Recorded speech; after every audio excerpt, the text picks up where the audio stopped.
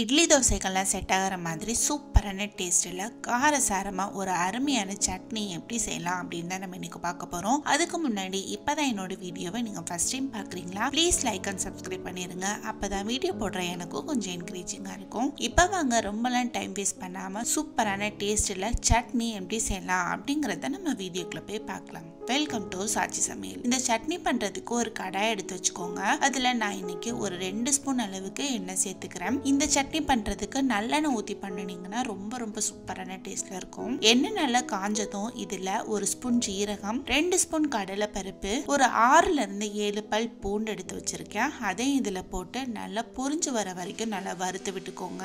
இப்போ பாருங்க, நம்ம போட்ட பருப்பு ஓரளவுக்கு செவந்து வந்துருச்சு. இந்த டைம்ல இதில் ஒரு 10 போல வரமிளகாய் எடுத்து வச்சிருக்கேன். அதையும் இதில் சேர்த்துக்கலாம். உங்க காரத்துக்கு ஏற்ற மாதிரி நீங்க மிளகாய் சேர்த்துக்கோங்க. இந்த மிளகாயும் ஓரளவுக்கு நல்லா செவந்து வந்த பிறகு ஒரு கொத்து அளவு கிட்ட கருவேப்பிலை சேர்த்துக்கலாம். அடுத்து ஒரு 3 கிட்ட மீடியம் சைஸ் அளவு பெரிய வெங்காயத்தை எடுத்து சும்மா ரஃபா கட் பண்ணி வச்சிருக்கேன். அதையும் இதுல போட்டு நல்லா அதோட பச்சை வாசனை போற வரைக்கும் வதக்கி விட்டுக்கலாம்.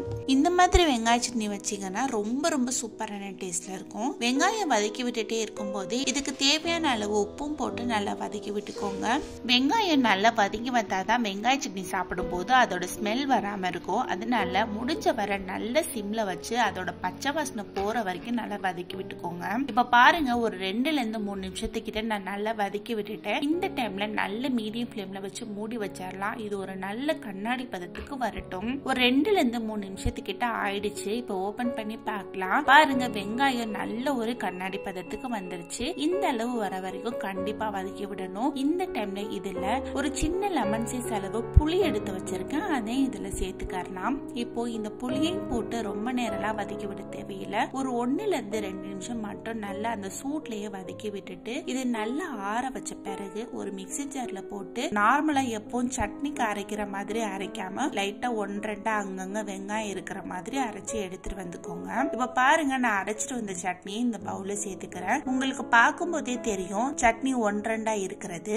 இப்போ சூப்பரான டேஸ்ட்ல நமக்கு சட்னி ரெடி ஆயிடுச்சு. அடுத்து இதுக்கு ஒரு தாளிப்பு ரெடி பண்ணிடலாம். அதுக்கு ஒரு குட்டி கடாயில 1 ஸ்பூன் அளவுக்கு எண்ணெய் சேர்த்துக்கோங்க. எண்ணெய் நல்லா காஞ்சதும் 1 ஸ்பூன் கடுகு, உளுந்து இது 2ஐயும் போட்டு நல்லா பொரிச்சு விட்டுட்டு ஃப்ரெஷ்ஷா ஒரு கொத்து அளவு கிட்ட கருவேப்பிலை போட்டு நல்லா பொரிச்சுட்டு கேஸ் ஆஃப் பண்ணிட்டு நம்ம ரெடி பண்ணி வச்சிருக்கிற வெங்காய சட்னில ஊத்திடலாம். சூப்பரான டேஸ்ட்ல இருக்கும். இந்த தாளிப்பா அந்த சட்னி கூட நல்லா மிக்ஸ் பண்ணி விட்டுட்டு இட்லிக்கோ தோசைக்கோ சர்வ் பண்ணீங்கன்னா அருமையா இருக்கும். கண்டிப்பா நீங்க ட்ரை பண்ணி பாருங்க. ட்ரை பண்ணி பார்த்துட்டு எப்படி இருந்தது அப்படிங்கறத கமெண்ட் பாக்ஸ்ல கமெண்ட் பண்ணுங்க. ரொம்ப டேஸ்டான சூப்பரான இந்த வெங்காய சட்னி உங்களுக்கு பிடிச்சிருந்ததுன்னா லைக் பண்ணுங்க, ஷேர் பண்ணுங்க, சப்ஸ்கிரைப் பண்ணுங்க.